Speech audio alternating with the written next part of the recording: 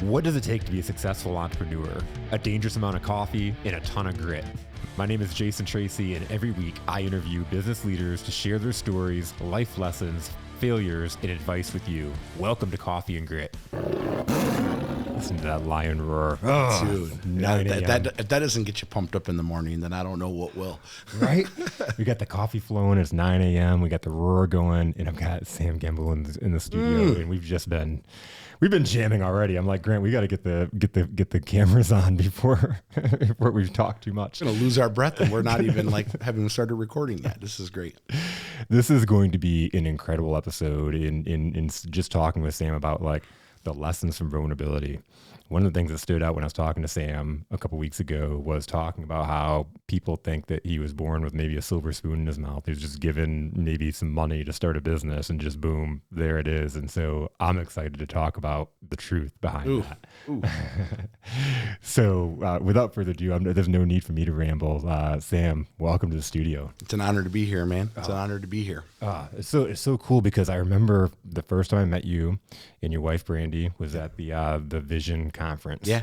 And I think it was like 4 years ago now. It was right before 2020. Yeah. And I remember I talked about business on a bike last week, and it was the first, I think, time in this coffee and grit journey that I've talked about the first beginning of business on a bike. And I remember I had just interviewed the Whites, and I was like, I met you and Brandy, and I'm like, oh my God, I'd love to have you guys on. But I was just kind of fledgling and not really knowing what I was doing and whatnot. But so it's so awesome. I've been looking forward to this since reaching out to you a couple months ago. I think it was best that you waited because so much has happened in the last 4 years that all of it, you know, the time then it just wouldn't have been right. So I'm a firm believer in my faith. God's will, God's way, God's time. So we're here now. We're here. It's God's time, man. It was meant to be. It was meant to be because I was fledgling, you know, and you're it's all meant to be in that timing. And so I'm so excited to talk about that journey because, like you said, people get this impression that it's just handed to you. Oh man, and I want to jump into that journey. Yeah, when we get new people that come to join our team, so just a little bit as you know about the business today. This company's Atlas Outdoor Landscape Company. We're located in Flint. Everything you hear about the city of Flint is true. If the bullets don't kill you, the water will. And I know it's sad that that's a reality of what Flint has become known for. But there's a lot of great things that have come out of it. I was born and raised in Flint. My parents, were from there, or well, they weren't originally from there, but they lived there. And I met my wife there, and we have an incredible team that makes up this very, very small area known as Flint. And so we serve north to the Tri-Cities from there, south to right about where we're at here in Brighton. On this side of the state, and then over off the 75 side, we go to like Auburn Hills. And so we have about 105 employees today. And, when we get the journey starts to get diluted over time from the people that, that started up with me in 2011. So going on 13 years now, the ones that are still with us today that have survived the growth, they know the story, and we reflect on it often. We revisit it often. We go, man, remember when? And it's a great story. But when some of this new younger workforce that comes in with a little bit of an entitled mindset that they don't understand, who we are, where we came from. I love when my team jumps in and explains to them, like, no, you should just ask Sam about his story one time. I mean, when I think back to the years of growth, I mean, we grew accidentally. I know that sounds funny to say that, but I mean, our business was literally started by purpose, feeling like there was a need in the Genesee County area for a landscape company, but never set out to build, what God had in store for us.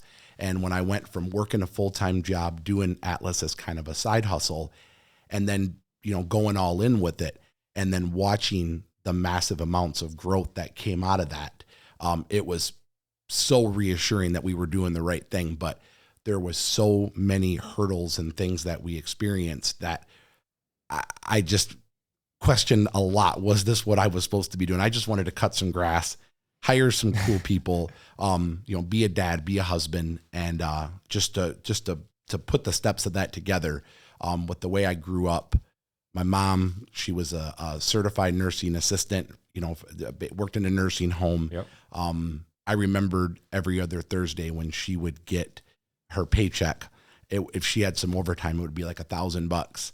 And my dad was like a window washer. He would walk up and down through downtown Flint and clean windows for like $10-15, enough to basically feed himself and feed us.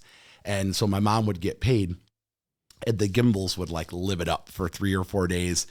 Paycheck was gone, right back living on the credit cards again. And so it was, my parents, they tried really hard. They really did. And when I reflect on where we're at now, both my parents have passed away.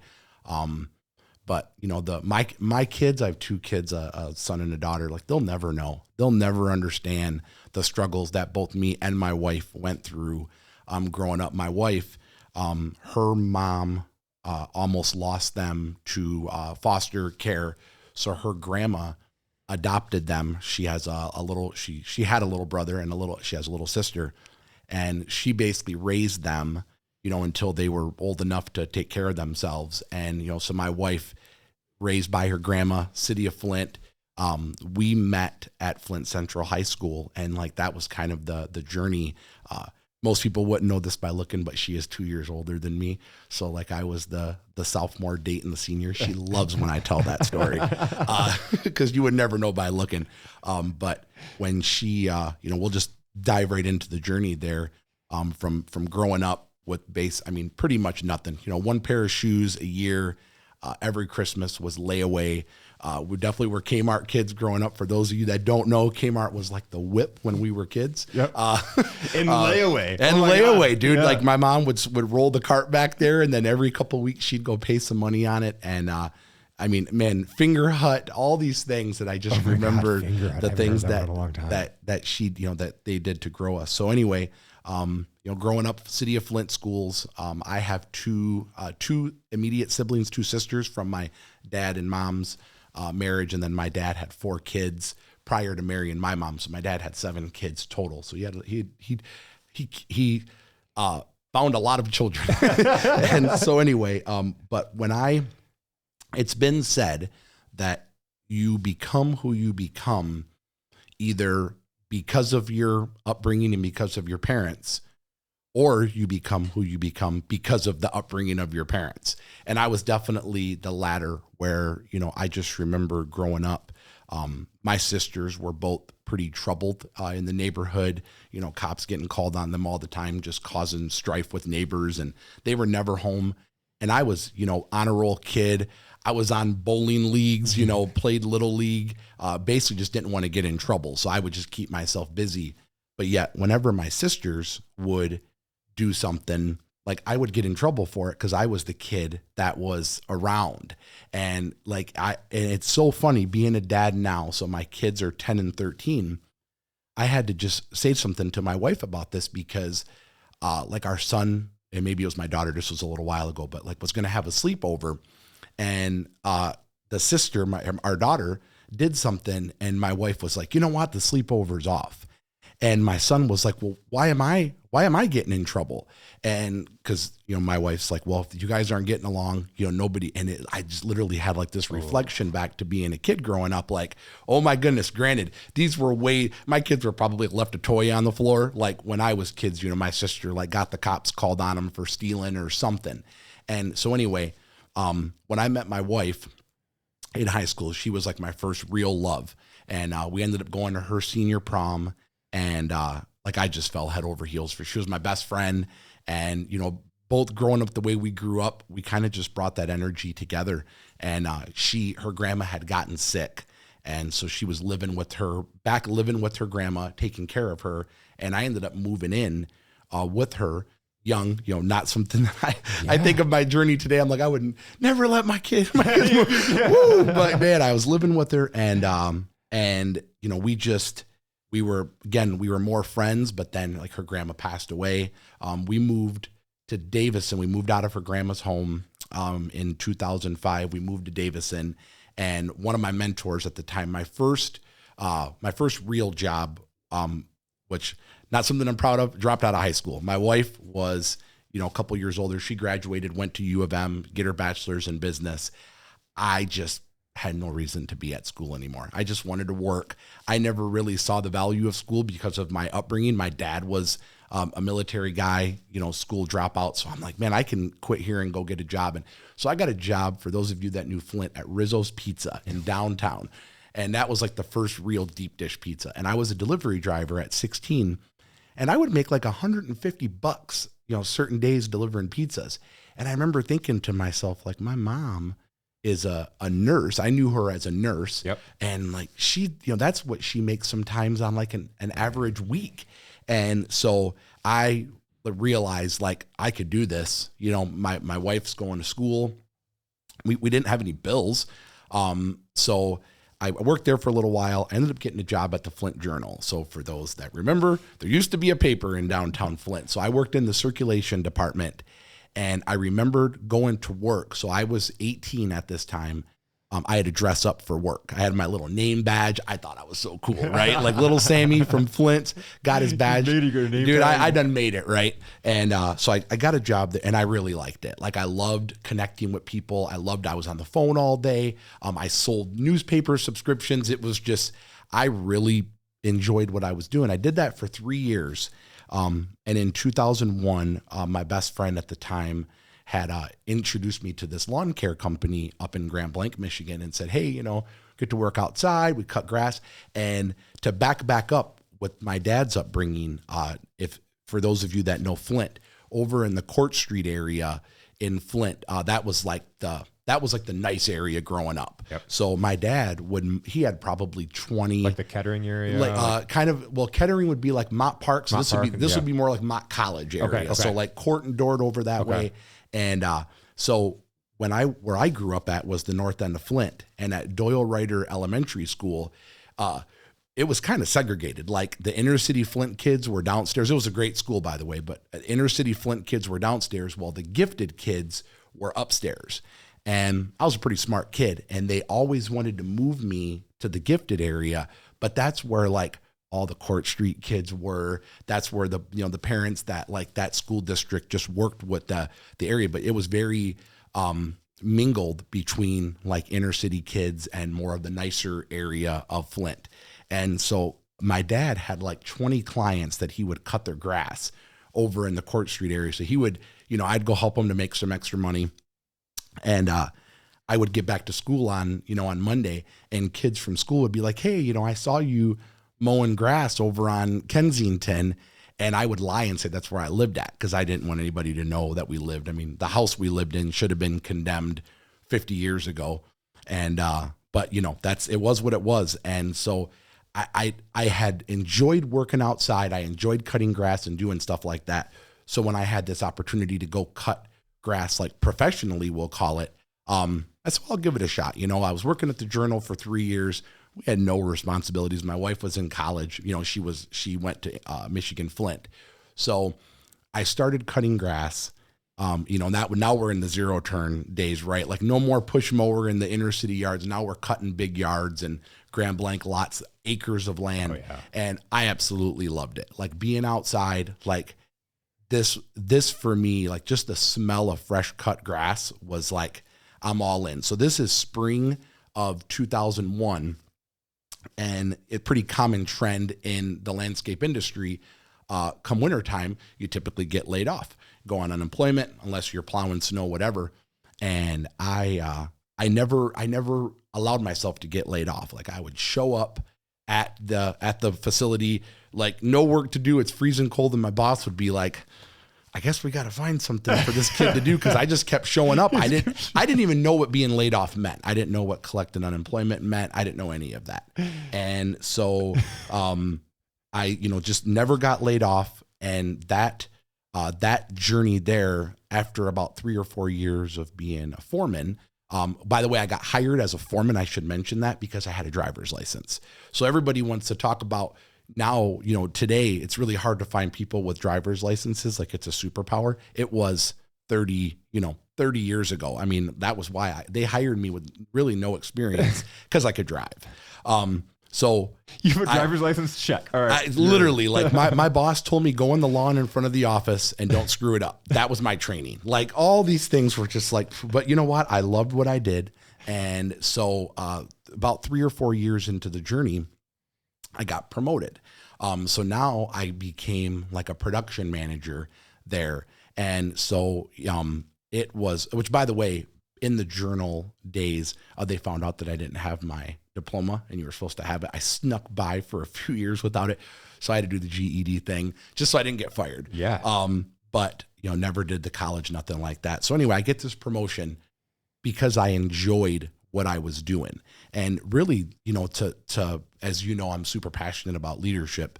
One of the questions that I get asked is, when did I know that I was a leader? When, in the journey, when did I realize that I had leadership characteristics? And I use this in our business now. I was a really good foreman, and prior to being promoted, I would always get new guys on my crew, and they would be with me for, a couple months, and then my boss would take them away from me. And like, I would get frustrated because I'm like, man, as soon as I get these guys dialed in and get them out there and get them knowing how to run a zero turn and all the things related to what we're doing, labor. They get pulled from me. And one day, like, it's going into the fall of like my 3rd or 4th year there, and I see one of my old crew members, driving a truck, which I knew then if you're driving, you're a crew leader. And so I said, hey man, how did you become a crew leader? I thought you quit, and he goes, no, right off of your crew. And so I went to my boss and said, hey man, now I'm like frustrated with my job. Considered quitting. I'm like, man, I'm like trying to do what I think is right, and you keep taking my guys from me. And my boss at the time said, dude, you create leaders, like your skill set, you're training up people to go run the next crew. And I said, man, why didn't you tell me that? Why did you tell me that? Why didn't you tell me? Like, if I would have known then that I'm not coming to work to cut grass, I'm coming here to influence and build other people, I would have approached my day completely differently. And so I was a little frustrated, but it was literally, I think that was that conversation that made my boss realize, like, I got to get you into like a production manager role. But here's where the passion for enjoying the landscape world comes in. I hated that I couldn't cut grass every day. Now I've got to just train, just go deal with problems that other people are creating. Can't smell the grass anymore, it was horrible. And so I bought my own, me and my wife moved to Davison in 2005. I bought my own zero turn. We had a 2-acre parcel of land that our house was, little ranch there. And I said, well, the last thing I'm going to do is let somebody else mow my lawn. I'm going to cut my own lawn. And I didn't realize then that literally I was laying the groundwork for what was going to become Atlas. Cutting my own lawn, cutting a couple of my neighbors' lawns, guy 3 doors down, hey, what would you charge to cut my lawn? I didn't care about money. I'm like a case of beer. we had no kids. My wife is she's now working. So she went to school, bachelor's in business, focus in human resources. So she worked at King Park Golf. If you mentioned being a golfer. So she was there for a while, and then she ended up at McLaren Hospital. So she was definitely more of the corporate minded HR side. I just wanted to do landscaping and cut grass. And so Atlas kind of started right there as a side hustle. I bought a couple trucks, and really our money-making side was from plowing snow. So our original name was Sam's Snow Management Solutions. Had a couple trucks. We opened a bank account because I had people paying me, and really the investment. But again, it was like I loved what I did during the day. I worked for this small company. My boss really couldn't say anything that I had this little side hustle going on because I could do both. It really, I wasn't challenged by day that I couldn't go do my stuff at night. Again, like I said, we had no kids. It was all grit, dude. I just hustled. I just enjoyed taking the money, buying a new weed whacker, buying an upgraded lawnmower. And really, then thinking about from the upbringing and we can land the plane on that part as the Atlas journey begins. But that's kind of where, again, started as a side hustle. We had our first child, which was our daughter. So we got married in 2006. I better mention that. My wife would kill me. Got married in 2006. So we played house for about 9 years. And so we realized, like, what are we waiting on here? You know, again, we didn't really understand what it meant to really get that. Yep. We didn't plan on going anywhere. We just weren't married. Yep. So we got married in 06. It just made things simpler at the time. You know, again, we were best friends. And, but in 2010, we had our first child, which was our daughter. So now my wife says, I want to stay home. You know, she had a good job. She had great benefits. She was from the hospital. So, like, you know, having a child, I was just a landscape guy, and we didn't have no health care, none of that stuff. And so she wanted to stay home. So now I'm like, got a day job. Atlas is kind of this after hours thing. Of course, I'm going to support her in whatever, you know, she wants to do. And so I just picked up more clients, more jobs. I worked 8 days a week, and fast forward, that was like the first year of having our daughter. In 2011 spring, my Atlas was really like starting to get traction. And but did you change it to Atlas yet? Or not yet. Okay. I still had my day job, and my wife, you know, we were very, very new in our faith journey. I mean, I would come home from, you know, working till 10 o'clock at night, and my wife would just be like, I just was praying on it today with our daughter. She's home all day. And she's like, I just feel like you need to just quit your day job. And I'm going back. I think I was making like 65 grand a year then, which, like, in 2011, plus with my side hobby, you know, like, I was doing pretty well. Like, I didn't feel like I wasn't providing a good life for my wife and daughter, but I was always working. Yep. And so there was no, like, I remember, you know, so our daughter was born in August, and so like spring of 2011, so August 10, daughter's born, spring of 2011, my wife is just like, I just get this conviction. I think you need to do it. And I'm like, you know, that's just stressing me out, because I'm thinking to myself, I'm going to get rid of this safety net. And I remembered listening to a really good podcast by Pastor Charles Stanley. And he was telling this story in his ministry. Charles Stanley, huge ministry. Andy Stanley, most people know him. This was his dad. He was telling a story about when he was going to go into full-time ministry for himself. He had all these like letters of recommendation from people that were like, if it doesn't, you know, work out, you've always got a job here. So he had all these things that were safety nets. And he told this story on a podcast where he said, you know what? I knew if it was going to work, I needed to just burn the ships, get rid of all these letters, all these safety things. So there is no plan B.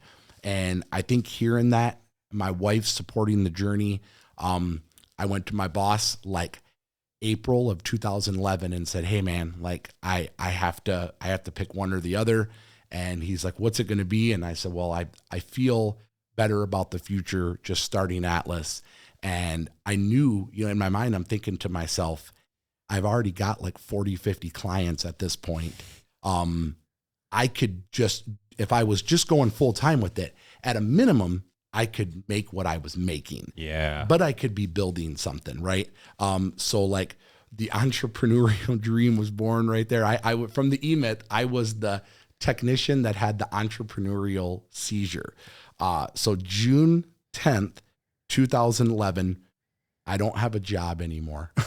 Now Atlas is all, so middle of the year, by the way, like horrible time to start a business. If you're considering starting a landscape company, you should probably do it in the spring when things are busy and clients have a big demand. Or you can wait till June like I did and then have to work 10 times as hard to get the same amount of work. But we did. So June 10th, and I had managed to recruit a couple friends that wanted to start the journey with me. And so I had one guy that was going to help me mow our 50 or so clients. And I had two guys that were going to just do odd jobs like pressure washing, painting, washing windows. I didn't care. If it paid money, you guys are the odd job crew. This guy's my mowing guy. Let's go. The Atlas journey begins. Right there. Okay. Before we get back at it, a quick shout out for our sponsor, Playbook Builder, powered by AI. This show has always been about giving the resources and the tools to small business owners in order to grow and scale your businesses successfully. And so I'm so excited to partner with a company that does just that. If you've listened and heard any of our guests, you've heard talking about building process, developing and training, building culture, are all such important pieces in order to building a great company. Well, Playbook Builder, powered by AI, has come along and revolutionized the game on how you can do that for your team and people. Whether you're onboarding new people, training and developing, continued training and developing, you're looking to scale your business or eventually sell, or most importantly, you're looking to build a legacy as a visionary. Playbook Builder, powered by AI, is able to solve those problems for you. For me as a consultant, I've been able to plug in, and it's so amazing for what I do for clients. I can now leave a legacy. And so, for example, I'm next week training a new hire for a company, and I've been able to build out the next month of her training program using Playbook Builder, powered by AI. The cool thing about the AI, what does that do?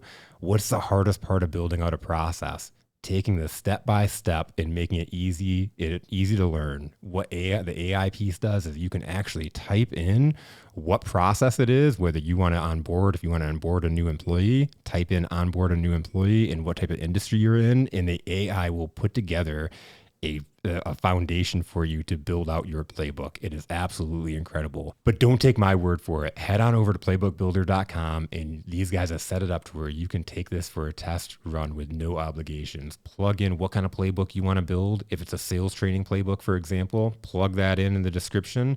And in the description, you can also put in what kind of industry you're in, and then hit generate, and it will generate a playbook for you. Impressed from there, and you can take a 30-day free trial of the playbook system altogether. So this is a question that I got. What did you learn as you started your company from that boss that didn't tell you what your strength was? What did you learn from that? And that's a question that gets asked a lot because people, will say, hey, like what did did you learn leadership from your old boss? And I will say, like, he really, from where I had came from and the opportunity he gave me not coming from much, really not having the education, like I owe him a lot for that. But one of my biggest takeaways was when I was all in and I wanted more, but he was so focused at the time with wanting to go do other things that, like, here I was going, hey, what about the guy that wants more from this company? And so I have so many leadership principles from today that I can apply the things I learned, but it's more so of the things what not to do, not what to do. When problems would come up, like, he would disappear. And so, like, it doesn't matter when things are going really well. It's easy to be out in the front, like, yeah, I'm over here. We're making big things happen. But it was when that company may have been dealing with financial trouble. I remember trucks getting repossessed from us, and I had no idea what was going on. Nobody's communicating that to me. So I wouldn't say I learned what to do, but I definitely learned what not to do. Yeah. That's what I was thinking out of that. Just being able to identify, like, wow, if he would have told me what I was doing, it would have had a whole different approach to my day. Yep. And then thinking about you building your company, how that then transitions as you're leading people. Oh man. So, so the journey begins, and we caught traction really, really quick. It really proved that, I had a great reputation in the community with my neighbors. And literally I remember going to Facebook, good old Facebook. And I said, hey guys, your friend Sam here. I'm starting this company called Atlas Outdoor, which most people may or may not know. We lived on Atlas Road in Davison. The name was really just an easy LLC. Yeah. Like, I had no idea that this thing was going to eventually be known as like a global brand, right? I had no idea. People thought Atlas meant like the globe. Oh, you guys are, no. Atlas Outdoor. I'm working out of the driveway.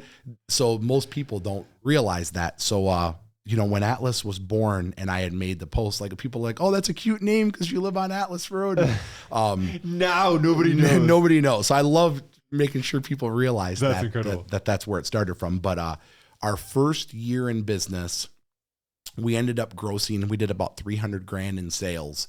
And I say 300 grand, that was like from June to the end of the year. And I mean, I worked 8 days a week, no real ideas of what we wanted to do. We just wanted to serve people. That's it. Like if you needed painting done, you needed landscaping done, we were your company. We didn't take any days off. If it wasn't raining, we were out working. And but my guys didn't care. They were like, wherever Sam's taking us, it's going to be a good journey. Let's do this.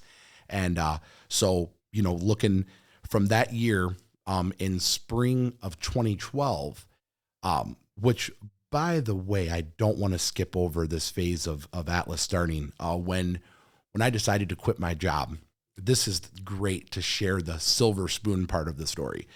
Me and my wife had saved up $22,000. So she went from her great HR job. And again, I had like a trailer full of equipment just that I had bought from doing landscape work. And we had saved up about 22 grand. And so we knew with our mortgage, with our bills, with what we needed, that we could live for about 8 months on that money. So, every dime that came in literally went right back out to pay our employees, to buy another piece of equipment. I mean, we had no money, and I couldn't afford to pay myself. And so this is June. So I remembered like just after January, and the dates get a little fuzzy, but just after, someday I'll write a book and this will be in that book. Just after January of 2012, my wife's like, "Hey, hon, good day at work." "Oh yeah, we were plowing some snow. We had got like a big snowstorm or something." And she's like, cool. Well, we don't have any money left. So like, I don't know what we're going to do. That's okay. We got no money left. So we gotta, where we get money from. She's like, "I don't know how much is in the business bank account." And like, I never remembered it having more than like $10,000, because then it would be payday and the money's gone again. A little bit of money in, money's back out. And so at the time, I didn't have an office. So my office was Starbucks. Like literally, people used to always say, "I see your truck at Starbucks all the time." I'm like, "Well, you can get a venti coffee for $2. And this is probably something they don't tell you, but if you keep the cup clean, they'll give you free refills." So I could like bounce Starbucks and just act like I had been there. I'm not proud of that story, by the way, but I did it. Starbucks, you do everything you can to hustle. That's why I'm vetted to use Starbucks, because y'all took care of me in the early days. Coffee just tastes a little bit better now. But you do everything as an entrepreneur. You do everything to hustle. Do what you got to do. Do what you have to do. So I started to meet a ton of people because I'm on my laptop. I'm hanging out at Starbucks. I'm doing design work. I'm doing estimating work. And I had some great clients that just supported the hustle. They're telling everybody about us. They're trying to help us grow. And so me and my wife had this conversation about what are we going to do to get money? What's our plan? And our mortgage at the time was all in was like $1,500 a month. That was like our escrow, everything. And my wife said, "Well, what if we just don't pay the mortgage?" And I'm like, wow. I mean, I guess we could do that. And she's like, "Well, it's $1,500 a month. Like that could feed, our daughter, and we can have money for the business, whatever." I mean, like I said, my wife was so supportive of the journey. Like, I mean, to be that dedicated and I was already freaking out. There's like those memes of the man on the outside where you're smiling and holding your head strong, but on the inside, you're just like, dude, I was bleeding. And so we decide we're out of money. We're not going to pay our mortgage anymore. Whoo! It's a great part of the journey. So I'm at Starbucks, and I had knew all the baristas just from going in there, getting my cup of coffee. And there was this one particular barista that her and her husband, they used to be builders, and in like the 07, 08 housing crash, like they lost everything.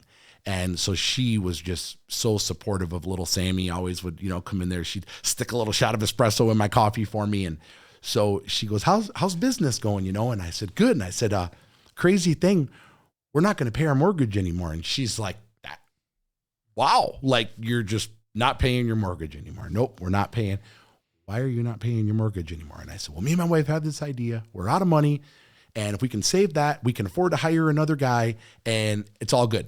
Give me my coffee. I got to go work on some estimates.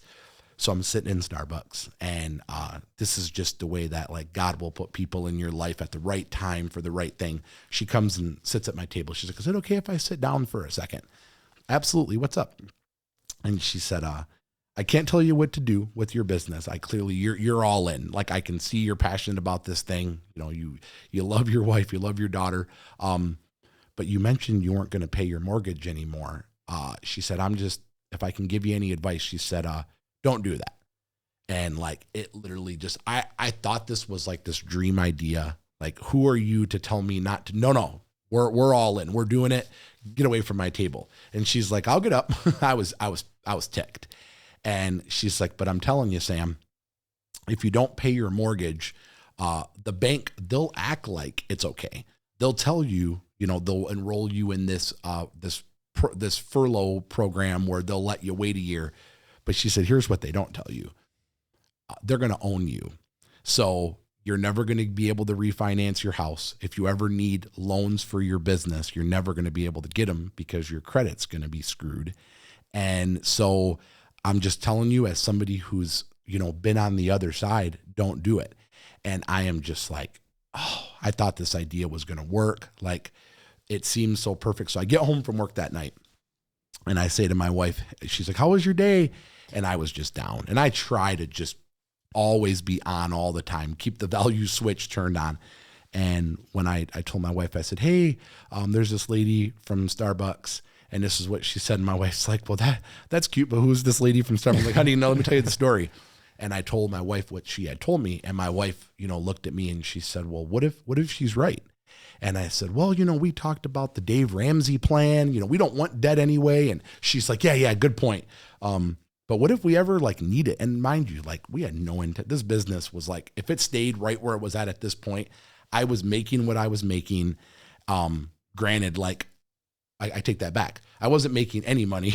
I make sure I say that part right. Wasn't making any money, but I knew at some point we were going to be able to pay ourselves. Yeah. And so, what if she's right? What do we do? So, I said to my wife, I said, well, how much do we need to make to be able to survive? How much? And she said, if we could pay ourselves $1,000 a week, we could pay our bills. We're not going to be able to save anything, but she's like, I can budget, baby food, whatever. We need to make $1,000 a week. And so I'm like, where the heck do I get $4,000 a month? Like, how? And no joke. Again, this lady comes in my life to tell me, don't do that. I get a call from a friend of a friend of a friend. I don't even know. And he says, hey, we know a guy from Best Buy, and they're looking for somebody to do pressure washing for their sidewalks and pick up garbage 2 days a week. And there's all these locations from Fort Gratiot to Flint, and then all the Metro Detroit area, 11 locations. And I said, well, what does it pay? And he said, well, he needs to get a price from you. I said, okay, I'll go look at him. I didn't even go look at him. I said 2 nights a week, if I could leave, I mapped it. And I said, if I left my house at 3 a.m, I can make it back to start the normal Atlas day by 8:30 and go do landscaping during the day. So I sent the guy a quote for $4,000 and said, hey, he's like, well, what are you going to do? I said, just don't worry about it. I'll take care of him. So I get this contract. So literally it was such an answer to do the right thing. And so we get awarded this contract. We're able to pay us. Springtime rolls around of 2012. And I land this pretty good size, homeowners association contract. And it requires all this special equipment. So I sold the dream. We've got this. We're the baddest landscape company there is, but we had no money. We had nowhere near the proper equipment to do this job, but I had a signed contract for a 3-year deal on it. It was $100,000 a year. And so I went to my credit union and said, hey, I need to buy a couple lawnmowers, maybe another truck. And they're like, well, you've got to be in business for 2 years for us to even talk to you. You got to have. I said, I get that, but I got these contracts. You can see we're trying to make something of this. And man, I remember the guy, he was so annoyed by me. I would send him emails hey man, just give me a chance. I promise you I'm worth it. And he responds back, I'm pretty sure I still have the email saved. And he said, hey, we looked at your personal credit and we realized like you've never had any late payments on everything. You're broke, but like you've never not missed a payment. He's like, so what do you need? And I said, well, we got this contract. If I could buy a couple lawnmowers. And so they approved us. Dort Financial Credit Union, dude, they were so awesome. Like not even a year in business. And, but had I not paid the mortgage, this would have never happened. So Dort gives us like a little overdraft protection. So basically we always had one payroll in the bank. And then they gave me enough to buy a couple lawnmowers. And I'm telling you, my confidence as a business owner, like literally just 10x'd. And so we went on that year, craziest thing ever. We broke $1 million in revenue in our first like official year in business, and literally no idea what we were doing. It was just, we were so confident, and we had like 6 or 7 trucks on the road at this point. And people were just like, man, I see your trucks everywhere. And it just really, it proved that there was such a need for a credible landscape company in the Genesee County area that we just took off. And so, I mean, that like to come back and say like, people have asked questions about, you know, where I'm at with my faith and how do I apply my faith into our business and not like offend people. I love telling that story because I can say time and time again, going on 13 years into our journey, we've never not been able to pay our bills ever. We've never had to tell our employees to not take their paycheck. It's came close. We've had some dark days like that, but every single time something came through to deliver, whether it was the lady saying, you know, don't not pay your mortgage, the contract that gave us just enough to pay our bills, the Fridays when we cut paychecks, and knowing that if I gave our employees their checks after the banks closed, they would have to cash them at a party store, which would buy us an extra 3 days. We had every hustle, you know, it wasn't like, but I would rather us take the overdraft and our employees get their money. But it always worked out. And so I can't not share that story because, you know, I'm a firm believer that the life we're living today is just because of, you know, that valley we went through to get this thing off the ground. And, so to think about some of the takeaways of what to do and what not to do, man, like just paying your bills and just doing the right thing, even when it flipping sucks. And it always works out. Have you read The Alchemist? No, I haven't. Oh my God, you got to read this book. Nobody's read The Alchemist. The Alchemist, okay. The Alchemist is really short. It's like 168 pages. I just finished it last night, and it's exactly this. It's it ties faith in, and it's on the basis of searching for your personal legend, searching for your purpose in life. And when you want something bad enough, the universe will conspire to give it to you. Oh, that's good. You're on your journey. You want it. You see it. And along the way, the universe, God, you know, conspired to give you your omens. You get the lady at Starbucks that comes up and says, don't do it. What's funny is that I haven't seen her. Like literally we're talking, it's been, you know, 11 and a half years now. And, her name was Jenna. So if anybody listens to this and knows Jenna from the Court Street Starbucks, tell her Sam says hello and thank you because thank you. Have you seen her since? Have not, dude. Have not. And I know she's around. I still know, obviously, you know, just from, I love working from the local coffee shop. Yeah. And so I'll see people and every now and then I'll mention, hey, have you guys seen, you know, Jenna from Court Street? And, but no, man, she probably didn't even realize that maybe it was her, you know, God-given purpose to go what she went through to tell me about that. That's absolutely And so, man, just connecting those dots just makes things make a lot more sense. It's killer. It's not linear, right? It's like, it's not like you open the doors and all of a sudden it became success. You had to learn these lessons. You had to go through this journey. Dude, and that was like, I mean, I feel like looking back at it, those weren't even the big lessons. I mean, the lessons really came in the 3-year mark, the 4-year mark, the 5-year mark, the 6-year mark. Those were just preparations for the growing pains that were to come. I mean, because obviously God wasn't done yet then. And so, It's been a crazy ride, man. So how did you keep like resetting your vision? Because you're like, when you started, like you said, you're Atlas Road in Davison, you're not thinking about it being global. Like, how do you keep upping your vision? Or Ooh. So what's funny about that is our address was 3023 Atlas Road, and it's where our mail went for years.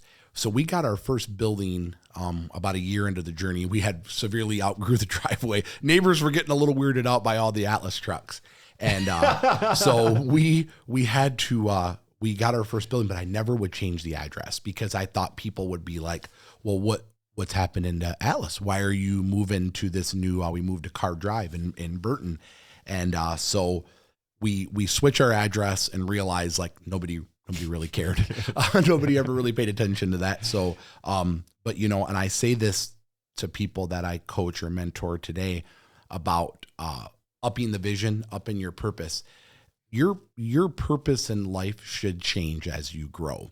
When I think of my purpose, day one of the entrepreneurial journey, because that's what we're talking about here, my purpose then was literally to just feed my wife, who wanted to be a stay-at-home mom with our daughter, make sure that, you know, bills got paid, things like that. I didn't think too much about other people. But as the journey grew and I realized that I couldn't be running a phase 2 purpose with a phase 5 journey. And so the purpose and the vision, it always had to get re-upped. And, you know, my original goal, which I used to be like super focused on goal setting, but then I realized that eventually when you are a high D personality, you knock stuff out. So I quit setting goals. I'm like, you know what? If we want it, we just go after it. Like I don't need to check a box. I'm more growth driven because growth has no expiration date. Like I feel like I'm going to be on my deathbed, like trying to add value to the doctors that day. Like I don't want to make it about some tangible thing that I'm chasing after. And, but when I look at like the very first goal, I said, you know what, if I could build a $1 million business and we could have 15 or so employees, I could probably make $100,000 a year doing that. And I always had this thing in my head that like making 6 figures, you're like God's gift to entrepreneurs. Yeah. And I didn't know anybody that made that kind of money. That was the hustle. And so what do you do when the business was doing $1 million, but I was only able to pay myself $52,000 a year still because we had no money. So I'm going, how is this supposed to work? Like we're funneling, you know, $100,000 a month through the business, but it was like money in, money out, money in, money out. But I knew that we just got to keep going. It was always, we never went without. And so as things just got a little bit better, then, you know, I'm able to pay myself a little more. Really, you know, I really felt like we gained some traction at that $1 million mark. Like that. So when people come to me that say they want to grow their business, like I get this question a lot. People are going to be listening to this podcast and they're like, I just want to grow. I have 2 questions. My first one is why? Is it because of money or is it because of freedom? Like, do you want to create more opportunity, more time for your family, whatever it is? The two do have to coexist. I think the more financial freedom you have, the more opportunity you can give others to help you build the life you want. But at that $1 million point, that was when I was really able to hire like my first like number 2.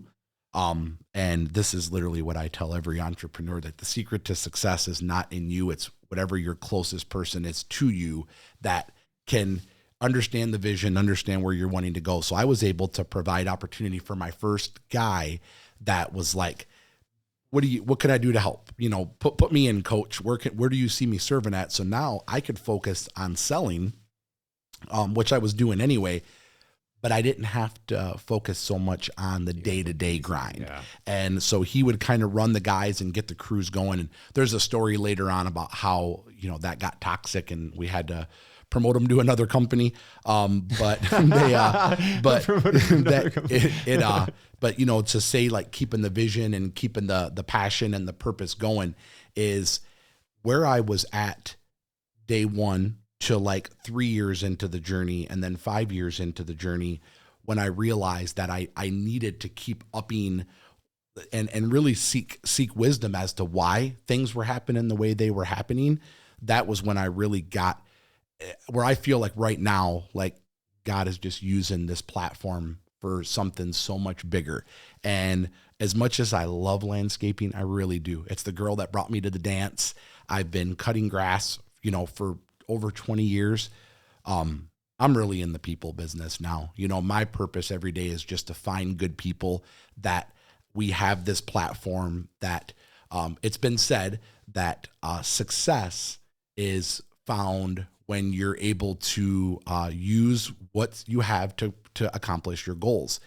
But significance comes when other people can hit their goals because of your success. And once you taste significance, success will no longer suffice. And I had some really good mentors in the journey as we were growing and through some of the darkest years of business that they said, Sam, one of a fault of not coming from much is it doesn't take much for you to feel like you've made it. And so you hit this point. And I think, that in our business was right around the 5-year mark. We were doing right around 5 million in revenue. But that bleeding never stopped. Like we still just didn't have the systems. We didn't really know what our ideal client looked like. We didn't have training things. We were just go, sell, hire people. My wife joined the business in 2012. Thankfully, we had our son in 2013, but she came on in 2012 as like our HR person, kind of a helper in the office. But, she was a mom first, a HR person and an admin person second, and she didn't understand the complexities. She came from corporate America, and coming into a service business was like a whole new thing for her. And but just looking at like there's this I don't even know what you'd want to call it, but this colloquial saying, like if you're a restaurant or if you're a small business, if you survive 5 years, you've made it. Like at 5 years, you've got things figured out. Our 5-year point was probably like my darkest year in business. Like we were doing so much sales that the problems were just bigger. Like the little bleeding at the $1 million point was like a cut that you put a Band-Aid on and then you get back to it. But at 5 years and $6 million in revenue, this was like gunshot wounds that we're trying to cover up with the bandage. And as soon as you take pressure off, it's like bleeding again.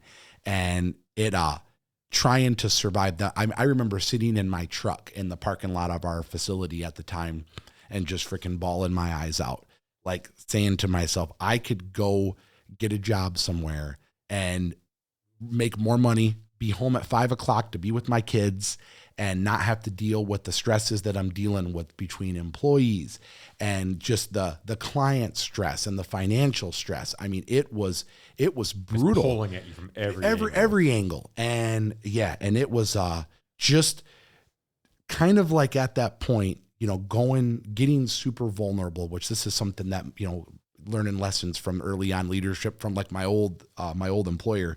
Like I realized that I started reading. I started to really like, me as somebody today that is just obsessed with leadership.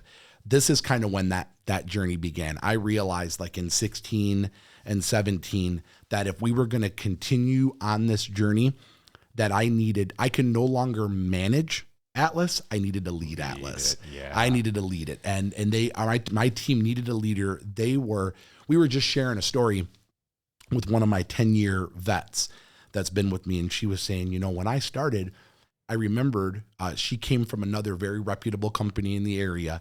And, she just heard what we were up to, wanted to be a part of it. And she said she remembered her first day of work. She saw one of our trucks pull in and the guy had a beer. And she's like, what the heck did I do? Why? I didn't sign up for this. What kind of people does this guy employ? And when she said that, I for one, I don't remember hearing the story. So I'm like, oh my God. Hey, that was a long time ago. But I said to her, her name's Roberta. We call her Bobby. I said, Bobby, why did you stay? what was it what was it when you saw that? Like, this place was a freaking circus, and I was a horrible boss. I didn't have time to talk to anybody. I'd go in my little office and shut the door and, field complaints. We didn't have a secretary. So I asked her what it was that made her stay. And she said, I'd be having conversations with you and Brandy, my wife. And she's like, I knew it was just a matter of time that you guys were going to catch up to what was going on, and you weren't going to stand for that. Cause I knew your values, and man, I needed to hear that. And this was literally like a week ago. She said that to me. Wow. And so I'm working on a upcoming talk, and I literally went home and like edited my notes and said, I got to tell that story, because she knew, even though there was no roadmap really from where we were going, the values were being set. We didn't have published core values on our wall. Like, it's the first thing we tell people in coaching and consulting. It's like, what do you value most? We didn't have them publicized or whatever. It was who we were on the inside. And she said she knew that that's something good. And she's still with us today. She's one of my senior leaders. She's freaking awesome. And so I'm so thankful for the people that like took a chance on us, that we were gonna go somewhere. And one more thing I'll add on to that is, how many times do you get approached by like an entrepreneur that wants to build a business, or he wants to get things off the ground and he's just not gaining traction, and he brings you like this business plan or this book that's like, I wrote a handbook, this is my roadmap for where we're going to go, and I got it all figured out. Here's my hiring ad for my first Indeed. Okay, how many employees do you have? Well, I don't have any yet. What's your sales? Well, I just started. I'm the guy doing. Like, dude, you throw that in the trash, because as you start to embark on the journey, none of that will matter until you get to where you're going. Yeah. And kind of rewrite the plans then. And so to bring it back to your question about how does the vision change and how did the purpose change, I think that it's something that as leaders we should always be visiting to make sure that we are setting out to just add value to whatever it is that's in front of us at that time. There's a reason the rearview mirror is smaller than the windshield, because you got to reflect. When I tell stories like this, it's like all these things I'm being reminded of how much better my coffee tastes today. Just like, oh my goodness. But I think you don't appreciate it as much when you don't have the grit, when you don't have the hustle, when you don't remember what it was like on the other side. And if you just win in life, it's not, dude, what's the reward? What's the reward, right? And so I think it's just all part of the journey, man. Like, you really, really appreciate it when you've been on the other side. And we're still on the other side. I mean, this is not what the end looks like. Yeah. And so we know how the story ends, but it's one of those things that every day we just want to continue to live that out. And another question that I get asked a lot is, when does the growth stop? Our business, like I said, started from the driveway. We're at about 105 people now. When does the growth end? And for me, it ends when my people don't want to grow anymore. So as long as they're looking to me, and I'll tell you, I am probably to a fault obsessed with personal growth. I won't change it for anything, but I know that as long as I'm pouring in and growing myself, then I will be at my best for those that I'm leading and helping to bring them up. So we're always learning and growing. I love how you adjusted as you went. How did you, when you realized you had that problem with the structure, what did you do? You talked about the core values and stuff like that, but what did you do to plug in a system or to get it under control? Oh my goodness. So now we're switching gears to business. So that was the journey. Now we're going business. Like, no, it's great. And this is a great way to spin it. So we moved to Heartland in 2015. So like, talk about, a dream come true. Like, humbly said, we live in a beautiful home on an all sports lake. I can't even believe from where I came from that we get to live this life that we live, but it's wild. Thank goodness our future thank goodness our future is not determined by our past, because if that was the case, we don't deserve any of this. And so we moved to Heartland in 2015, and this was really one of the biggest things I was so excited for our new home was I had a home office. Never had a home office. So I either had our little box at the facility we were leasing, or I'd be at Starbucks. So I really took advantage of the whole work from home thing. Like, I could wake up, and get right to it. Sending quotes, sending emails, selling, following up with my team. Not so much thinking leadership stuff yet. Really, it was just day-to-day stuff, getting up, pouring into my people.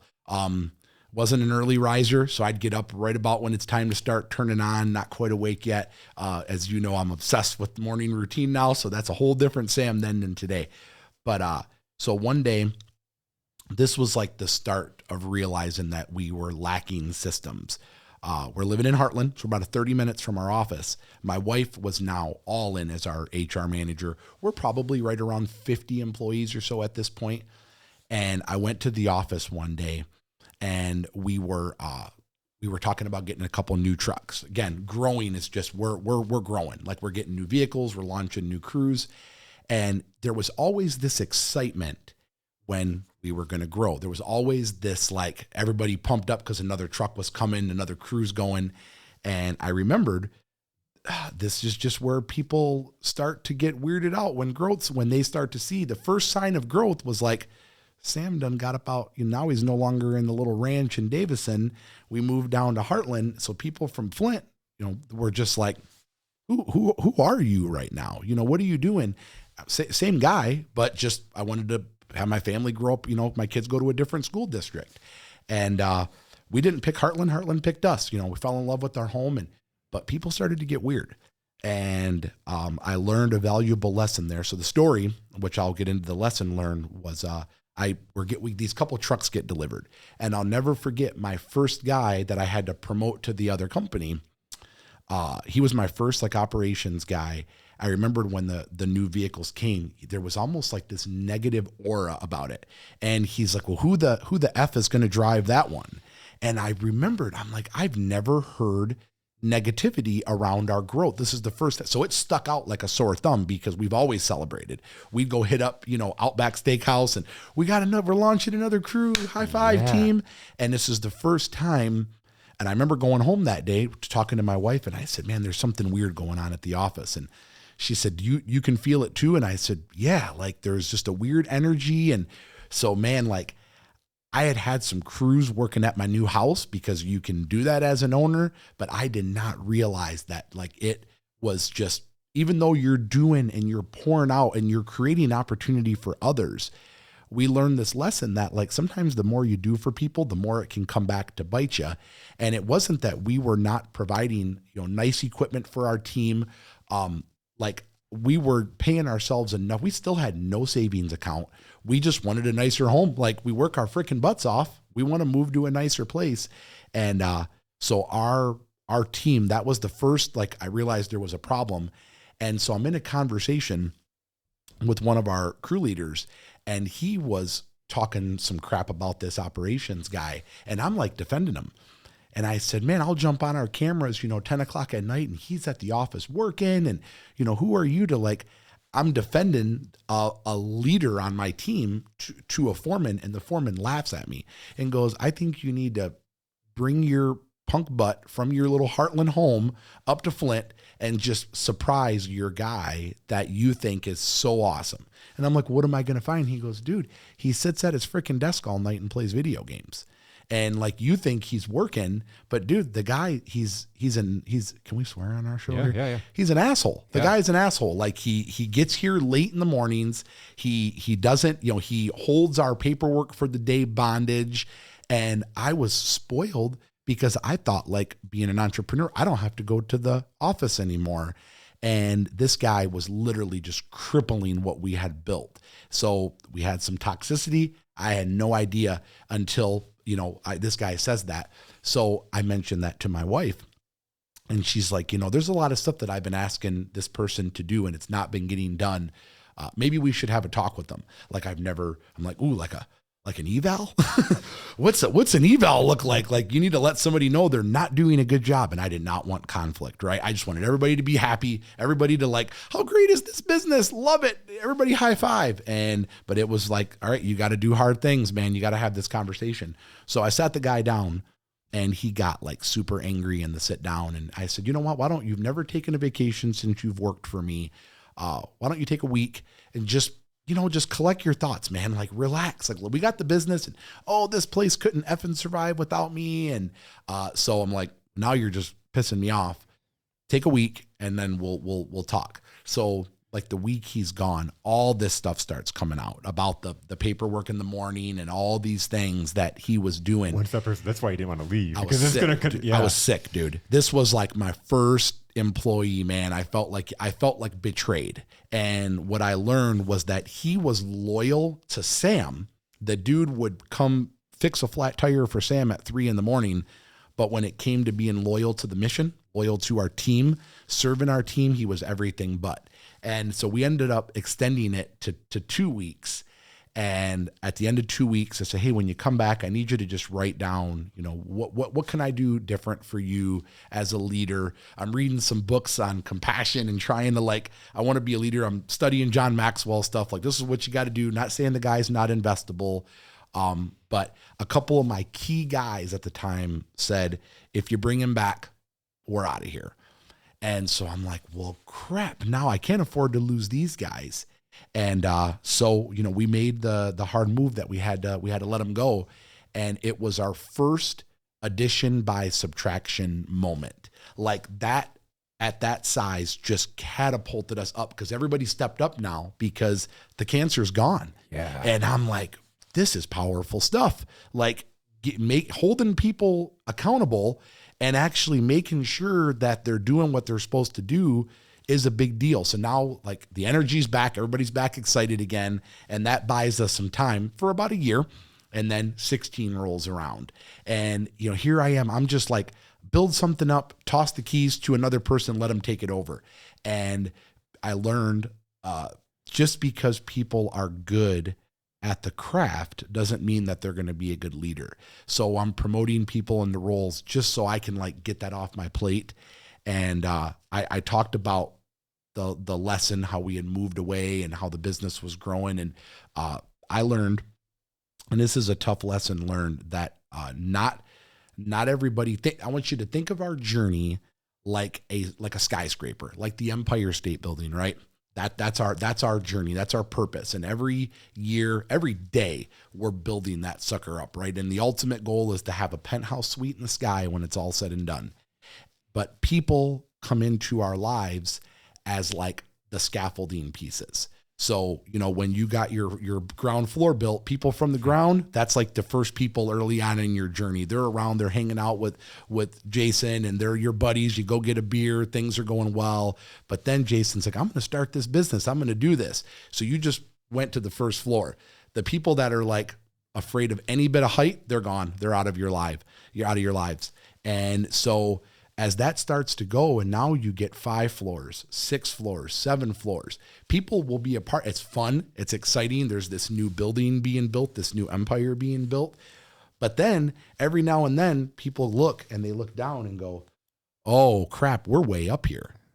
This is up here. I don't think I can do this anymore. And so I learned there with that one particular person, and for the next 2 or 3 years, as I really started to focus more on leading, not managing, that people can get afraid of heights. And so not everybody's going to be there. When the journey ends, if you're left with 2 or 3 people that are just completely bought in to what it is that are fulfilling their purpose because of where you're at, then you've succeeded in life. And that's not just in business, dude. I'm telling you, you'll learn this. You probably learn this as a husband. You learn this as a dad. You learn this as a business owner. All areas, man, that as you push yourself to grow, that the people that are just comfortable with where they're at, they're like, dude, you can take that and go, man. I'm gonna go ahead and just hang out right here. You go ahead and go. Yep. And that's all right. That's all right. So it's all right. And I used to have a hard time firing people. Probably the same as I'd have a hard time sleeping at night. I still do. I think anybody that doesn't, you're a little effed up. if you just go to work and you're just the grim reaper of people, you love doing it. Yeah, there's a special place for you somewhere. What helped me though be able to sleep at night and have the conversation confidently was, one, I made sure to have conversations along the way so that it was never a surprise. Because the worst is showing up to fire somebody and they had no idea they probably did, but nobody had ever talked to them and said, hey, you're doing this. We need to correct it. Right. And two, people don't like showing up and sucking at their job. Yeah. Like I was in sales a lot. So it was like a lot of, not everybody's as fit to be in sales, and, or you're not vested in doing these things. And so when I let go of people, they would go and find most of the time the thing that was the next thing for them. So I was just telling my son the other day, I've had so many people over the years that have messaged me and was like, thank you so much for making that move. I was never going to quit. Yeah. But it was what I needed to do. I went out and I started my business, and I've had several entrepreneurs went out and started their business, and they have restaurants and these different things. I've had people that didn't want to learn and grow with us, right? They didn't want to fit into our culture and our system. But then when they left, they realized, wow, they really had something there. And then they went and took what I'd been trying to teach them that whole time and applied it. And they were like, oh my God, I'm getting promoted at my job. I'm growing. So I've just seen people go to all different places in life, because it's that significance, right? It's that you're impacting them and growing them. I always made it a point when I'm terminating somebody of like, hey, this didn't work out, but if you want to do this role again, this is what you have to do. You're not terminating them. You're promoting them to another company, right? And in the history, there's been one person that like told me off and like screamed at me and had a meltdown. And I was just like, all right. Makes it easier. When it happens. It's like, we're done here. Like, from a legal standpoint, it's like, I'm not going to get into a shouting match. And so have a great day. Like it's all you can do. It's the same thing. If you've ever heard in business that you can't throw money at problems. Mm-hmm. I've seen that time and time again with evaluations where this can happen. So my wife is our HR manager. So she's very involved in the day-to-day stuff with systems, with the payroll, things like that. And we used to basically, and we still do, we still give, raises based off merit. If somebody's new that comes into the team and they're crushing it, they're earning it. You got to give it to them. Well, we used to not do a documented performance eval. And so what we learned was we had a situation a few years back where somebody was promoted to another company. And my wife's like, man, I swore that name looks really familiar. I swear we just gave them a pay raise. So she looks into our payroll system, and, like a month ago, they just got like a $2 pay increase. So my wife goes to that department leader and says, hey, we'll call this team member John for the sake of names. You just gave John a raise like a month ago, whatever. Why did you fire him? Like, that raise meant he was doing a good job. What happened? And this is when something came out about that kind of truth with that, was this person was actually sucking and not doing a good job. And when the department leader sat him down to talk to him, the person vented about, hey, I'm going through financial hardships at home, and it's really, it's affecting my work. And I really, if I don't make more money, I'm going to have to go find a new job. So the department leader would be like, well, what do you need? Man, if I made like $75 more a week, then I would be fine. Money doesn't fix problems. And, that it just pours fuel on whatever the hell else this person's going through. So, this raise would happen. And now then the truth comes out, because we end up having to let them go. And so now they just got a raise. So it just confuses the process.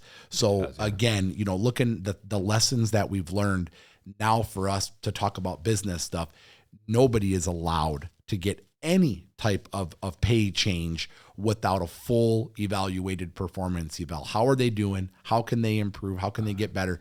And that's, one of the things that I teach to entrepreneurs is like, you've got to have a system to let people know how they're doing. And I get it. Those are, your early years of growth, how many performance evals did you do? None. I literally people just trusted that more money would come. So like every year I'd be like, I'll give you $1 raise. I had no idea what that meant. I had no idea that it was how we were budgeting that. It just, this guy pays their company $13 an hour to their employees. We'll pay $13.25. Yeah. And there was really no metrics behind that. And so all those lessons learned with, hiring, just continuously trying to hire for character, and then let us teach them the skill. If we can get them in where they're trusting the mission, trusting the purpose, they're willing to not come in and have to make this astronomical pay rate, and then let us teach them on the way we do things. I think that's why we have, where we're at today with we have over 90% retention rate. it's because the people that are there, most of them are homegrown. Most of them are grassroots. They came in green and they've been brought up through our values, through the ways that we think that makes them the best employee. And anyway, I mean, it's just, there's been so many milestones that got it to where it is today. But I will tell you, to go back to that, at the 5-year point, you've kind of like made it, you're successful. I feel like that for us was the 10-year point. I feel like at 10 years, we knew who we wanted to be when we grew up. You had alluded to, what did we have to do during some of those dark times?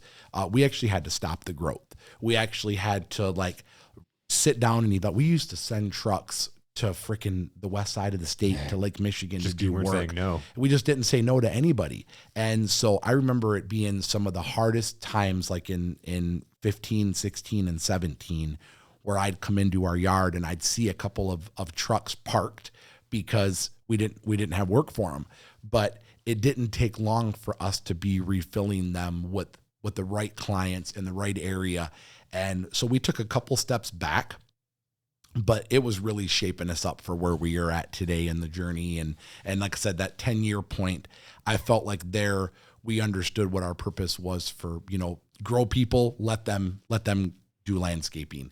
And so I feel like we could really do any type of business. It happens to be the landscape world, but our people are all into just wanting to serve our clients. And when going to work every day, like I remembered being the main sales guy and not knowing how well the work was going to go for our clients because these guys were like green, didn't have good training. Like it almost makes it a little insecure to sell when you don't know what's going to happen afterwards. If you can't trust your product as a salesperson, dude, that's scary. And we're still a work in progress, but it makes it fun when I know that now, like we focus so hard on leadership the last 4 to 5 years. Like our team is hungry for more. They are like, what's next? What are we doing? Are we opening another location? Sam, you sure do love Florida a lot. I see maybe something like, stop guys. Like, let's just enjoy where we're at right now. And let's just let the journey just continue to grow. I love how it comes full circle, to bring it home, going back to being at the job and not realizing that you're churning out great leaders. And then you have to go through this whole journey and then to come back around and be reminded of the leadership and the growth. And you said, I'm in the people business. Yep. Because that's what it is. If you're churning and developing people, it doesn't matter if it's landscaping or it's snow cones or it's whatever. Whatever business you're in, you're going to have a great business. Yep. And that people ask, like, what are I like to ask people, and I'll ask you before we'll turn this around, but people ask me because I ask them, what is it that keeps you up at night? And, for many, many years, it was obviously, financial. I was even though like I knew I was living out my purpose and that we were going to be okay. It didn't matter. I was always trying to control that. Yep. But that was always the number one thing was like, how are we going to pay our bills? But look we've made it this far. And now today, I mean, I'm just overwhelmed with how like things have molded and become. But now the thing that keeps me up most at night that I always want to remember and not forget is how to ensure that the values that I want are not being diluted by the time they hit the front lines. When a new guy comes through the door, because there's layers now, right? I mean, there's layers of people from the new guy coming in. I make it a point to meet everybody that joins our team. And we always are bringing on, if an A player or a B player comes through the door, there's a C player that can be, promoted to another company. And then we're bringing in, so we're always turning, that last 10 or 15 people, always strengthening. And you're as strong as your weakest player. 100%, and we're so guilty of catering to the lowest common denominator. And so I make it a point with every new hire just to go out and shake their hand, what brought you in, what can we do to help you grow? But cause I just never like that, and I don't want to call it a fear, but it is, how do I know that my team, the people that I'm pouring into, that they are not just being a reservoir, they're being a river. So I'm pouring into them and then they're pouring that right down into our front lines. And as long as that cascading leadership model never goes away, then I think your growth potential is completely unstoppable, because you're now creating leaders. Remember, like I mentioned, my story of how I'm training people and they were being moved to take over other crews, and I had no idea. I make sure that we are so flipping intentional about telling our foremen and our lead techs, like, here's why you're doing what you're doing. When we were struggling with cash flow for all those years, I was guilty. Like, how much more time do we have, by the way? I don't want to. About 10 minutes. Thinking of a dark story. There's this big event in Louisville. It's actually coming up in like 2 weeks. Talk about full circle. I'm speaking 2 talks at this event, but I used to go here, and in 2017 just stands out. This is like a $10,000 trip for like our couple of our main people. It's a training event, public speaking. It's a drinking through a fire hose couple days in Louisville. Everybody from our industry goes there, and if you don't go, you don't want to grow. So we had made a routine, a ritual of going to this thing every year. And I'll never forget, in 2017, it was cheaper to Airbnb a house than it was to pay like $400 a night for the hotel, because everything's busy, right? So I Airbnb'd this house, and there's like, I don't know, 8 or 10 of us staying in this house in Louisville, and freaking thing had cockroaches in it. Has cockroaches, mind you, dude. It was like $3,000, to rent this house for 3 or 4 days. And my team's like, we're going back to Michigan. And dude, like, we stretched it to pay for this house. So I said to my wife, I'm like, we can't send everybody back home. Like, we got to go to the event. And she's like, we're just going to have to get a hotel. So I try to like not get emotional, because this is like just one of those crazy situations. We go to the hotel, and my team's like, cool, we're staying. It's going to be fun. We're downtown Louisville. And our credit card declines. And my wife, like, we're in line, and our team's like in the lobby. My wife's like, I don't know what we're going to do.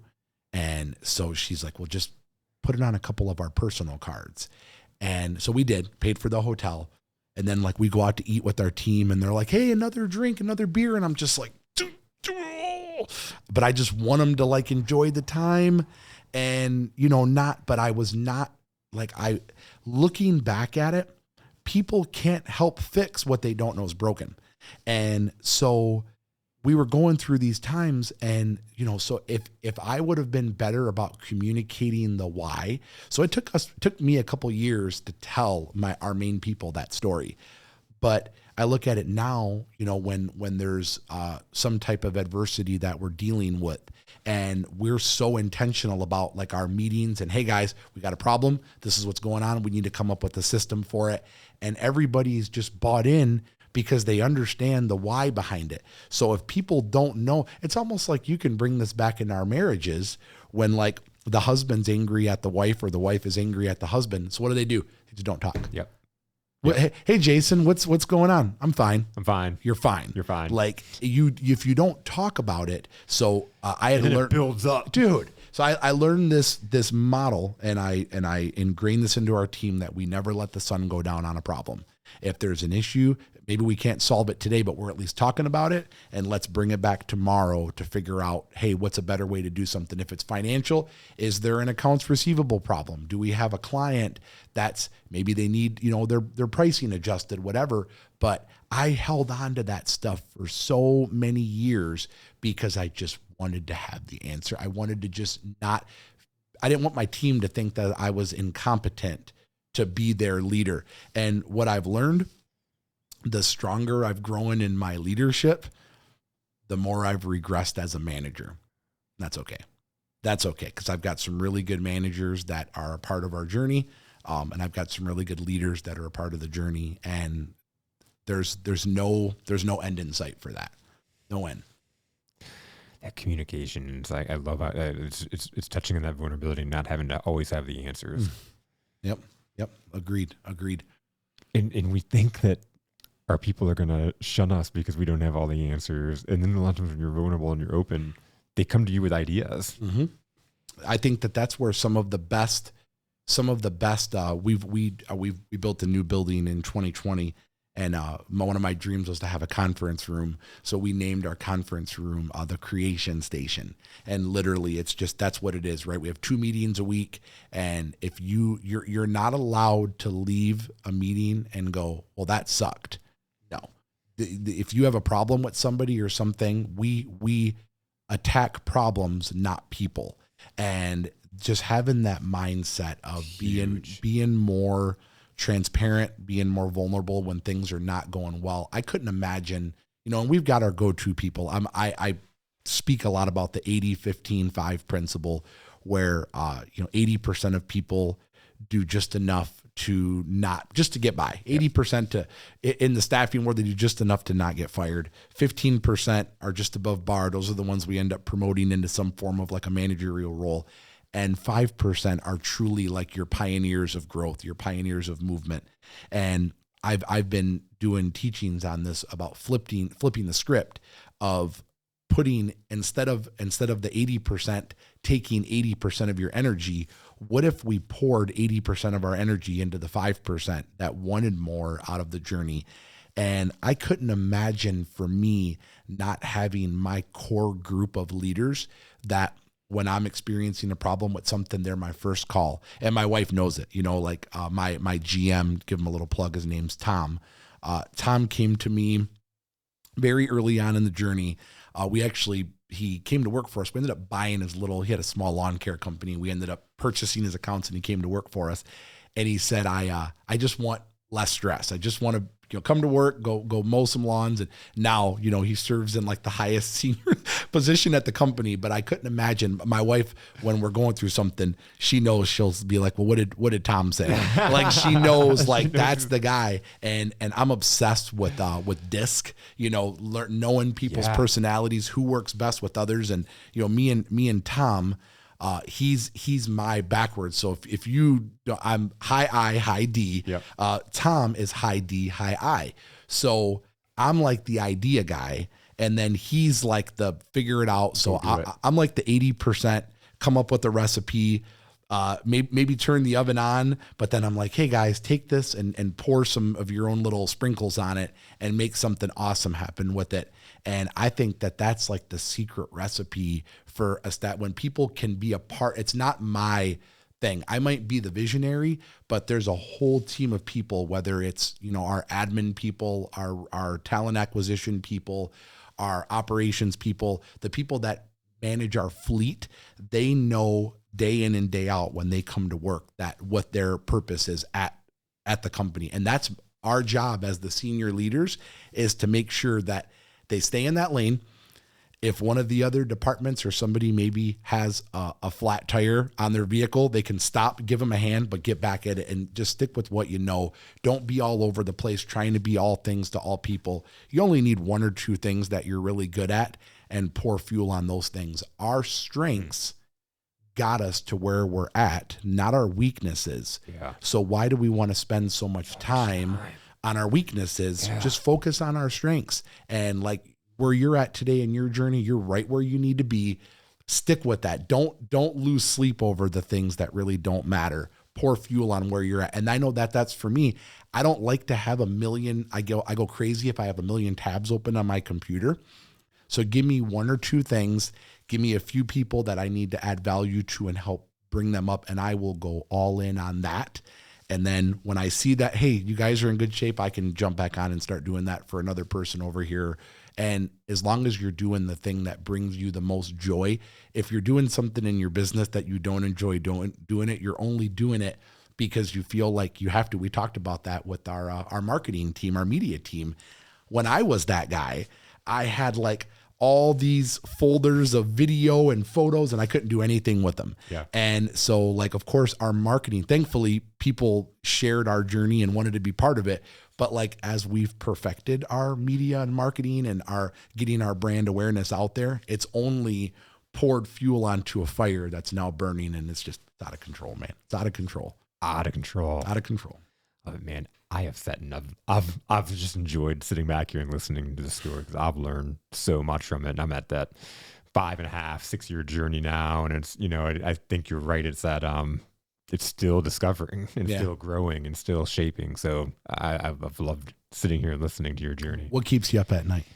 Man, it's the money, right? It's because it's last year I had my best year.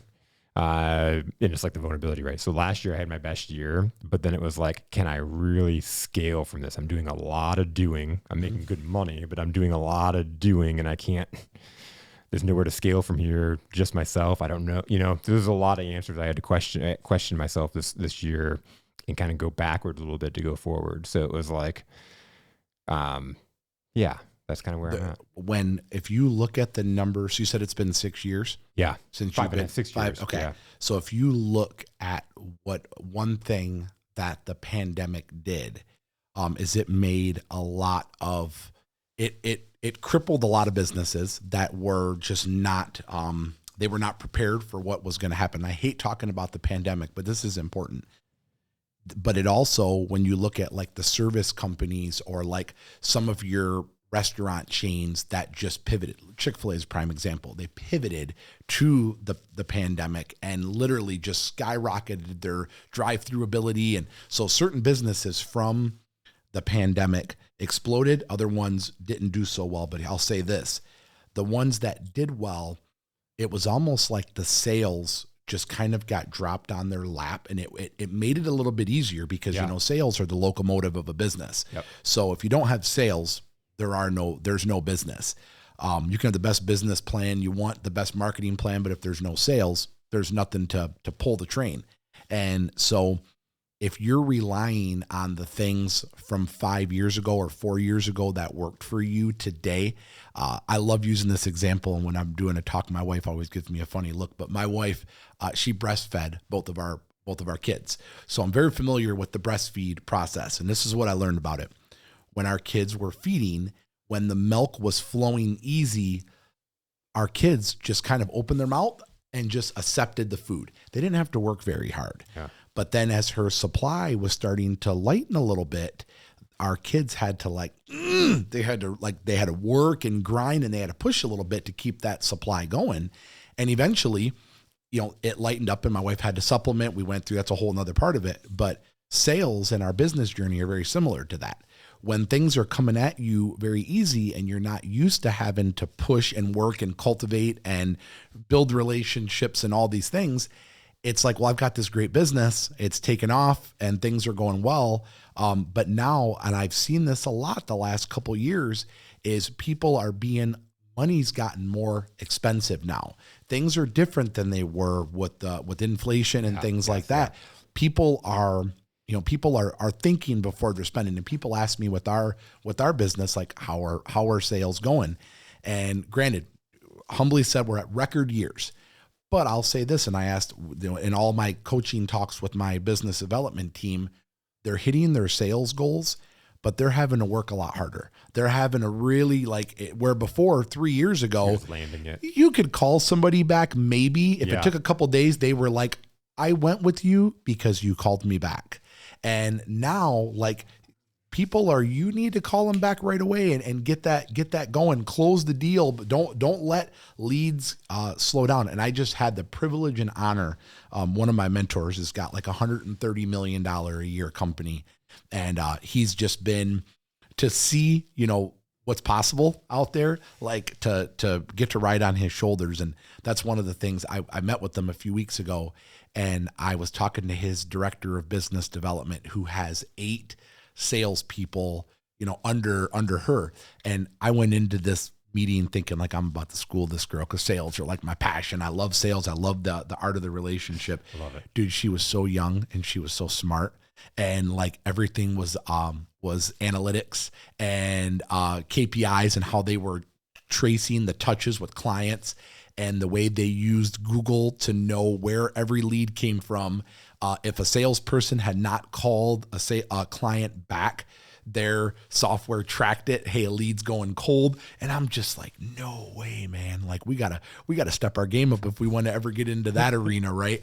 But it just goes to show, same thing, that you gotta be intentional about what you want. Yeah. And so if you're just relying on what worked a couple years ago, exactly it. The world will pass you by. And I think it's smart for every one of us as leaders, as confident as I've become, when you go through so much crap, there's really, you get some pretty tough skin, and it takes a lot to like bring you down. Rumors getting started. Oh, he got handed a silver spoon, or oh, this, or that guy's going out of business. He's got no money, whatever it is. It takes a lot to bring you down. But I will say this, I think it's imperative that you start every day with just a little bit of fear that somebody's coming for you, because they are. And I tell my team that, I'm like, don't get cocky. I mean, it's good to be proud of, we're doing amazing things. We're winning awards for our work. I mean, we've got a great team. We're profitable. Clients, like we're humbly said, having to turn away clients. But at any given time, somebody can come and a new Atlas can be born. So let's never forget the girl that brought us to the dance. Let's never forget the hard years that we went through. Let's reflect on that. What did we learn from it? Rinse, wash, repeat, and just approach every single day to be better than we were yesterday, even if it's just by 1%. And that way, if you think about that, by the end of the year, you've forward progressed, you haven't regressed. And that all starts with us as the leaders. Yeah. If we want our people to grow, we have to grow. I dealt with that imposter syndrome crap for years during those. I would wake up, at the time I needed to leave to get to work, and I would, fly to the office. If I hit a train, I'm late. Yeah. But here I am preaching about time management and preaching about, being 15 minutes early. So our team, and so, man, that imposter syndrome ate at me for a long time. So I'm like, if I expect this, I have to model that. I have to lead that. I have to do that. And so whatever it is, if that's the thing that's keeping you up at night, that you want to drive that forward, look back to where it was. What was the original flame that pushed you to want to do what you're doing today? Yeah. And revisit that. But just put yourself out there, man. You're great at what you do. It was a lot of so really coming into this year is a lot of okay, what did I just build? In looking at even this podcast, for example, this started as like a marketing to brand myself, to grow my business, and then it kind of formed into its own thing in the realization of, what do I have here? You're looking at Atlas, or what do I have here? And I'm forming out, and it's not more than just a marketing wing anymore. Now it's its own thing. And I love doing it. It has its purpose. It's so it falls in. And so it's just, I had to do a lot of reflection of, where do I want to go with this? Yeah. And it took a couple months. I tell people, it's important, and we all are guilty of this. It's important to evaluate when things are going well. Yeah. Because if they're ever not going well, you'll know how to fix it. And we're all so quick to want to evaluate when things suck. But I don't know about you, but I know for me is that when things suck, good. I feel like I'm failing. Yes. And it's really, really hard to lead when you feel like you're failing. And so when things are going well, I've looked at this, the years of the rapid growth. What were we doing I'll say right now, I feel like today we're living our best years out, right? So I constantly am evaluating what do we do with our leads? How are we serving our clients? How are we training our guys? Because if in 2 years we have some backslide, I want to be able to know how to get us back. It's when you're in you don't practice fire prevention when the damn house is on fire. You practice fire prevention when there is no fire. But we all forget that. When the house is on fire, you just want to get out or put the thing out. So when things are going well, it's imperative that you're evaluating and journaling. What am I doing today? Why are these things going well for me? Because if things ever pivot, it's a lot easier to try to get back versus trying to figure that out in the valley. So much harder in the valley. I love those two things. They're a great way to end. The two things. One, we all focus on our weaknesses so much and improving our weaknesses. So this is a little bit ago when you talked about focusing on our strengths in like there's two things, right? What are you really, really good at? Go and do that over and over again, and you're going to get results, right? And then looking at when things are going good. We'll tie this back to golf, right? I golfed my best game a couple of weeks ago, and I came off the course, and the golf pro guy was standing there, and that's the first time I'd seen him, but he was like, "Hey, how'd you golf today?" I'm like, "I golfed my best game," and he was like, "All right, get a notebook out and write down what you did." That's good. He knows. Yeah, he knows. And I was like, "That's thank you for reminding me that. Yeah. That's phenomenal advice." It's like, what did you do today that was different? You know, and write that down. So because there's going to be a day you're going to come back out and you're going to struggle. It's going to be natural. You're going to, you're not going to be feeling that. And so if you can go back and put yourself into that situation when you were succeeding, what does that look like? And it's like, that's just powerful, and we don't do it enough. We focus on our losses so much. But it's because most of the lessons get learned during the sucky days. Yes. You know, I think about that, with my faith journey. I didn't come to know God when things were really well. And it was because I felt like I was lost. I felt like I've got this business thing that's starting to take off. Like I had just lost my mom. Like all these things were happening, and none of it really made sense. And so you never hear of people getting to surrender when things are like, well, hey, my marriage is great. My kids are all doing awesome. I've got a business that's, achieving 50, 60% gross margin, sales every year. You know what? Who's God? It never happens that way. It's always a dark valley where people really figure out what their purpose is in life. Yep. And so that is why when things are going well, that your golf guy, he nailed it. Like, what did you do different today than you don't normally do? And I think it's important we do that every day, every single day. Maybe give yourself some grace, like if you're on vacation, but how did you get to go on vacation? Like that even needs to be evaluated. So, and was it earned? When I tell people the story about our journey and they go, well, didn't you say 4 or 5 years were some of your darkest years? Like, how did you guys move to the home you moved? How did you do that? And I go, prematurely. We probably shouldn't have. It worked out. We took every single thing that we had going to make it happen.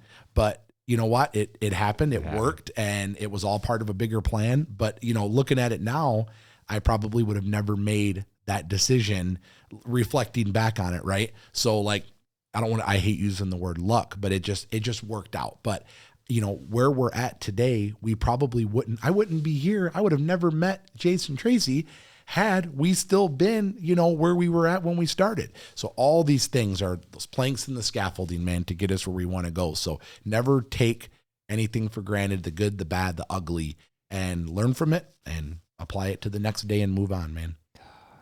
This is Mike. Sam, first off, I could sit here and we could talk all day. This is like a 4-parter. It means we got to do it again. But that's an excellent way to mic drop, brother. Thanks Dude, so much for coming and spending. Truly an honor, man. It's been great. Awesome.